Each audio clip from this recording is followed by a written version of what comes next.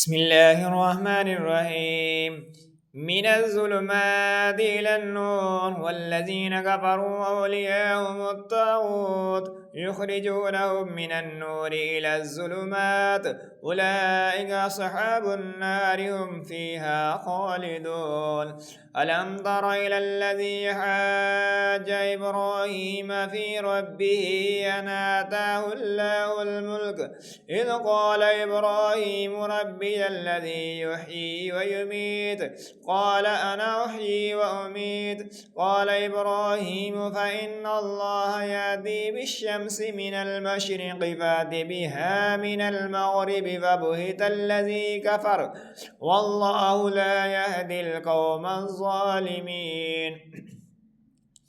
أو كالذي مر على قرية وهي خاوية على عروشها قال أن لا يحيي هذه الله بعد موتها فأماته الله 100 عام ثم بعث قال كم لبثت قال لبثت يوما أو بعد يوم قال بل لبثت 100 عام فانظر إلى طعامك وشرابك لم يتسن وانظر إلى حمارك ولنجعلك آية للناس وانظر إلى العذاب كيف ننشزها ثم نكسوها لحما فلما تبين له قال أعلم أن الله على كل شيء قدير.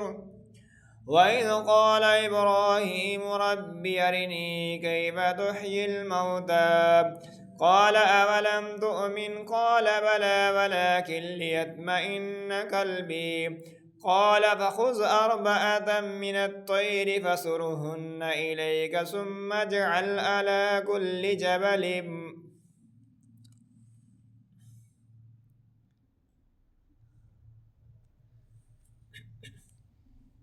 منهن جزءا ثم ادعوهن يأتينك سعيا واعلم أن الله عزيز حكيم. مثل الذين ينفقون أموالهم في سبيل الله كمثل حبة أنبتت 7 سنابل في كل سنبلة 100 حبة والله يضاعف لمن يشاء والله واسع عليم.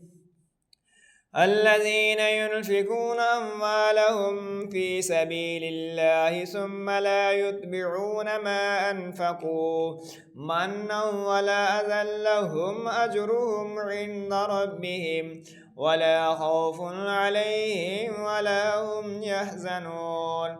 قول معروف ومغفرة خير من صدقة يتبعها أذى والله غني حليم.